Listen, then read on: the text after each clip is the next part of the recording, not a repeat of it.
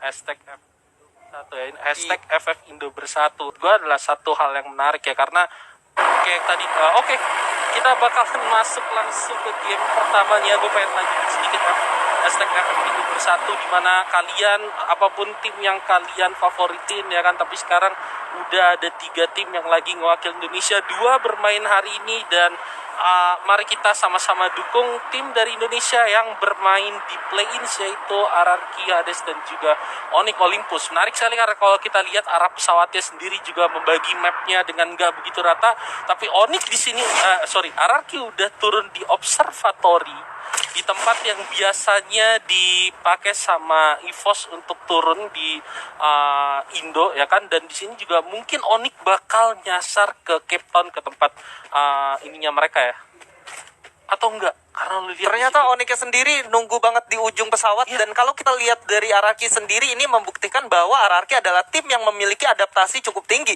Mereka memiliki daya analisa yang cukup bagus, di mana mereka tahu ketika EVOS nggak ada, apakah dari ke-12 tim yang bakal bermain di daerah map pertama ini bakal turun ke observatory atau enggak. Ternyata enggak, dan seperti yang gue bilang, Kapten Legalot benar-benar memikirkan hal ini dengan matang, dan nilai plus di early gamenya adalah perbedaan map yang cukup jauh antara Onyx dan juga RRQ, memungkinkan mereka untuk tidak ketemu di awal, fight di early game. Ya, bener banget, dan itu mungkin salah satu hal yang akhirnya dipakai sama Legalot, memutuskan mungkin oke, arah pesawat kayak gini, biasanya Onyx itu bakal enak untuk turun di Cape Town.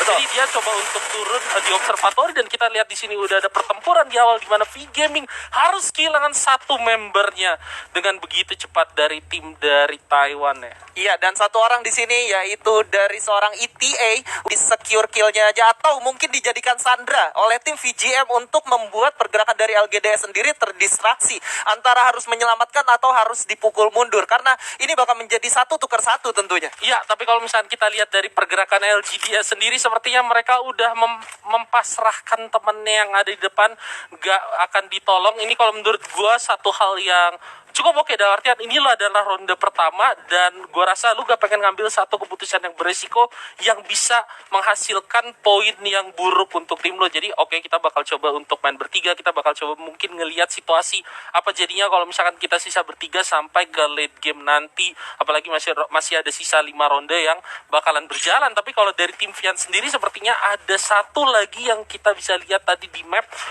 datang ke arah yang sama dengan mereka, dan ini adalah EXP Esport tadi maksudnya. EXP Esport dari Thailand, yang dimana mereka ternyata udah melakukan looting di daerah Bima Sakti, tapi nggak memiliki cukup resource. Artinya walaupun 3-4 di sini tim VGM, kalau misalkan mereka bisa memanfaatkan situasi dengan cukup baik, gue rasa EXP Esport sendiri bisa kewalahan. Tapi di sini udah ada jongkok-jongkok, artinya mereka udah mengetahui bahwa ada tim lain yang udah bersarang di Katulistiwa. Yes, sepertinya setup dari EXP Esport udah mulai dijalanin. Kita lihat di sini Karamel dengan pakaian yang cukup seksi dan mungkin akan mengundang perhatian dari musuh-musuhnya, udah mulai melakukan setup untuk flanking. Tapi mungkin karena VGN yang baru kehilangan 1 membernya, mereka ngerasa oke, kalau kita ketemu tim lain, kemungkinan besar tim lain itu masih komplit berempat. Terlepas dari resource yang mereka punya, jadi mereka lebih milih untuk bermain lebih aman, lebih tidak beresiko, dan akhirnya mereka memutuskan untuk mundur dan lihat situasi. Satu keputusan yang cukup bagus dari V-Gaming di sini ketika mereka memutuskan untuk regroup di satu rumah yang gak terlalu kecil. Mereka bisa membagi visionnya, kalau dikala ada satu tim yang dari belakang masuk, mereka masih bisa melakukan defense gitu. Tapi di 2 orang di sisi yang depan itu benar-benar mengarahkan dirinya ke EXP Esport. Artinya 1 orang diputuskan untuk ke belakang untuk mencoba menghalangi pergerakan, sementara 2-nya fokus untuk tim yang udah ada di Katulistiwa.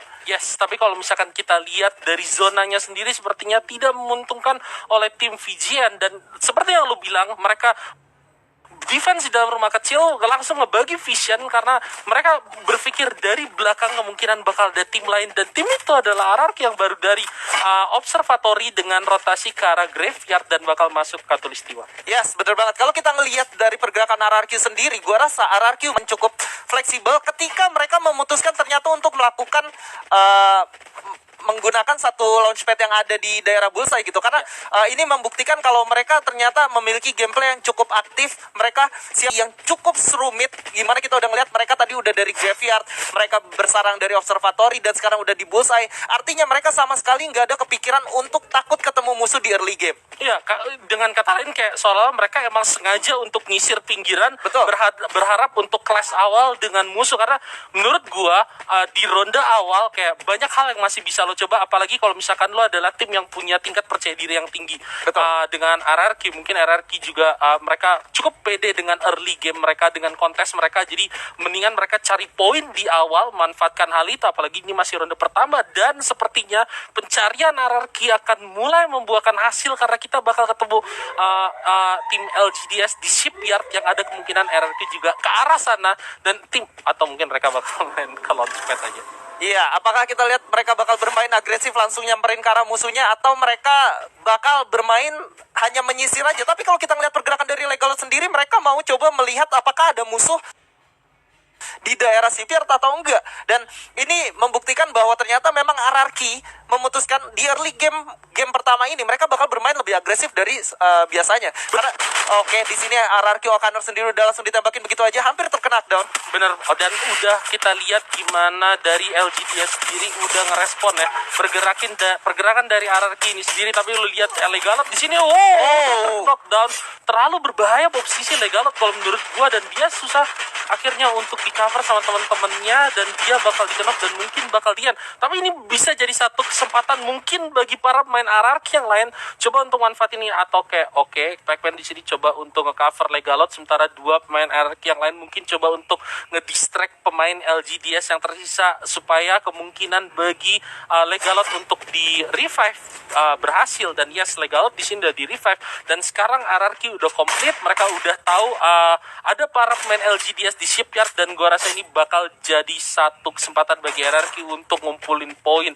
Tapi kita lihat bagaimana setup yang bakal dilakukan oleh pemain RRQ, karena kalau lu lihat perhatiin sendiri dari pemain LGDS, mereka juga harus mulai berpikir keras karena zona juga udah mulai jalan ke arah mereka. Yes, sementara advantage yang dimiliki oleh RRQ sendiri adalah mereka lengkap 4 orang, sementara LGDS hanya tersisa 3 orang. Dan kalau kita lihat 3 orang dari RRQ udah coba mulai merapat, dan dari Okaner sendiri mereka masih cukup jauh, jadi bisa melakukan satu flex yang nggak bisa diduga oleh tim LGDS. Tapi kita lihat di sini Pac-Man sepertinya coba untuk cari kesempatan untuk ngebokong lawannya, sekalipun dia harus terkena zona awal masih belum terlalu sakit, jadi mungkin masih bisa dipakai kesempatan tersebut bagi para pemain RRQ untuk dari belakang. Tapi kalau lihat gimana LGDS, tapi satu orang udah berhasil di knockdown, dan sepertinya ini bakal jadi rush bagi para pemain RRQ untuk maju ke depan karena satu orang udah di knockdown.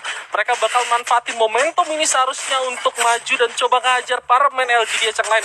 Kita lihat di sini Chanzu ya kan udah mulai bergerak, udah mulai coba nge-secure posisi dari LGDS yang knock tadi, dan bakal di-kill begitu aja. Sementara RRQ Hades bakal coba untuk ngejar para pemain LGDS yang lain pot, dan ini bakal jadi sulit banget karena health-nya udah cukup sekarat. Secure kill-nya begitu aja oleh Pac-Man the Sniper. RRQ Hades dengan 3 poin eliminasi di early game bakal menjadi satu bekal moral yang cukup untuk mereka. Kita bisa saksikan gimana flexnya RRQ walaupun harus kehilangan Legalot di early game, terkena down, tapi masih bisa di revive sampai akhirnya. Kondisi deadlock yang dimiliki RRQ dan juga dari tim lawannya itu membuahkan hasil baik dari RRQ karena teman-temannya bermain flex untuk menyebar formasi 3-1. Ya, dan itu yang gue demen ya, gimana dua pemain RRQ yang tadi coba nge-backup Chanzu kalau gak salah yang lari ke arah Legalot yang kenok ya kan, dan akhirnya itu kayak ngebikin situasi di mana Legalotnya bisa di revive dan gak ada pemain RRQ yang harus hilang di dalam fight itu, dan mereka bisa ngeratain LGDS clean tanpa kehilangan satu orang pun. Yes. Walaupun harus membuang resource untuk melakukan reviving terhadap Legalot, tapi gue rasa 3 poin eliminasi di early game zona pertama. Dan kalau kita ngelihat dari segi map awareness ya, di sekitar RRQ itu udah nggak ada tim lagi.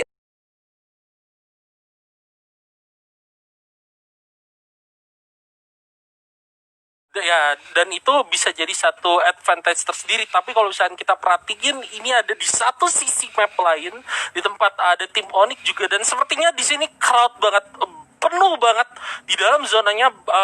dengan tim-tim yang ada, tim-tim yang lain main di dalam ronde pertama FFCS Fase Play-in sini sepertinya mereka udah memutuskan untuk masuk ke dalam zona semua, dan dengan pergerakan yang padat seperti ini bakal jadi berdarah-berdarah banget kalau misalkan lu udah mulai jalan di zona 3, zona 4, karena Betul. lu bakal dempet-dempetan dan lu bakal kejar-kejaran sama zona sambil masuk ke dalam zona aman berikutnya. Iya, yang harus jadi patokan untuk Onyx di sini adalah bagaimana caranya mereka masuk ke dalam zona tanpa harus berperang lain. Tapi nampak ya Lau sendiri udah memberikan info kepada teman-temannya bahwa ada tim CRXE dari India ya. Iya, Tim dari Critical India. X Elite. Wah, Betul, Ini, tim CRX Elite. ini seharusnya aimnya merah-merah ya. Betul. Critical.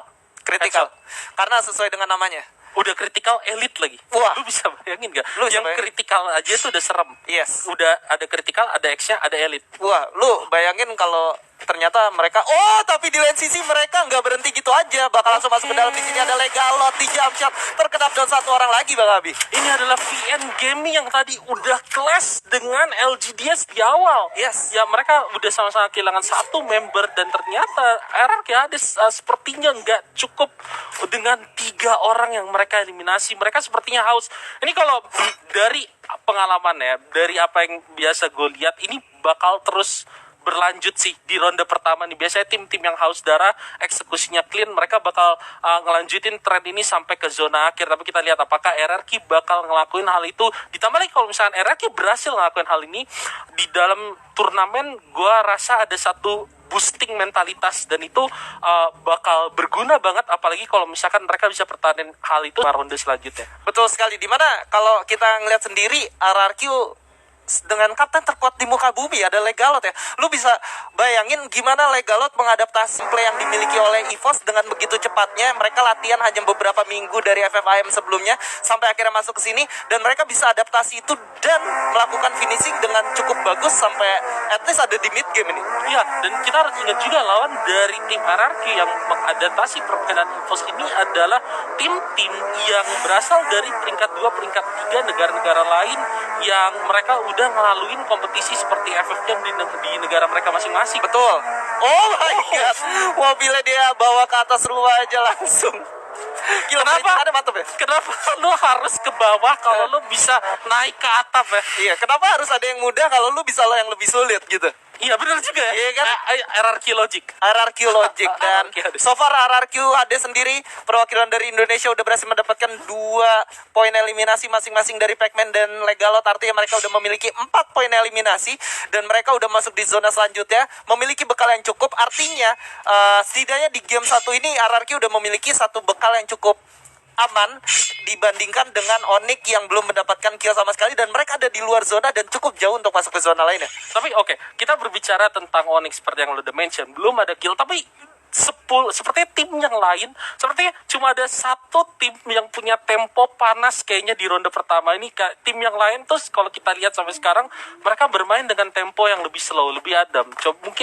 Coba bahkan tadi ketika ada 2 tim yang bertarung di awal, LGDS dan VGN, ketika mereka udah kehilangan satu member mereka memutuskan untuk narik. Betul. Temponya lebih slow. Apakah mungkin karena mereka RRQ bakal ketemu EXP? Kenapa enggak? Karena dari tadi emang sepertinya mereka mencoba untuk mencari kill ya. Kita lihat Pacman di sini di belakang ya kan, Pacman the sniper udah mulai ngeker-ngeker dengan panci mungkin. Oke, sementara itu O'Connor harus O'Connor udah knockdown. Legalot bakalan seharusnya, dan 2 orang di knockdown. Sepertinya ini bakal jadi disaster untuk RRQ. 3 orang tersisa Legalot. Apakah Legalot bisa bermain clutch play yang bagus? Revive bakal dijalanin, gak sempat. Legalot bakal coba untuk maju ke depan. Dan ternyata RRQ harus tereliminasi. Puas di peringkat 10 dengan 4 kill.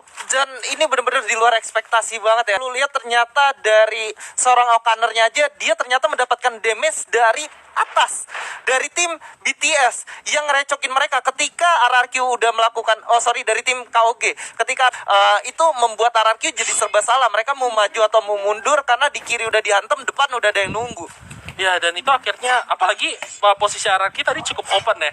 Dan ini cukup menyulitkan dalam artian yang direcokin itu RRQ, bisa dibilang kayak gitu. Kalau misalkan tadi yang direcokin mungkin tim lawan ya itu ya mungkin bakal beda ceritanya. Tapi situasinya juga agak kurang menguntungkan. Dan KOG sendiri yang tadi udah ngelihat ada pertempuran di bawah, mereka pasti udah nge-spot ada EXP Sport juga di situ, dan ini bakal jadi perang yang gak bisa terhentikan antara EXP dan juga TG. Kita lihat gimana para pemain EXP yang tadi udah berhasil dapetin 3 kill bakal coba untuk perang dengan tim TG, tapi sepertinya yang ada di atas memutuskan untuk mundur. Satu granat masak yang cukup baik dari tim EXP, 2 orang berlindung di balik blue wall, dan ini bakal jadi pertempuran blue wall padat yang cukup mantap. Tapi kenapa gak di-spray langsung gitu aja? Para main dari tim EXP sepertinya bisa dapetin 2 knock dan sisa 1 orang, yaitu Sharky. Sharky dengan snipernya coba untuk melawan, coba untuk bertahan, coba untuk mencari cara untuk memenangkan fight ini, tapi terlalu sulit karena Sharky di situ juga harus kena dan lantai.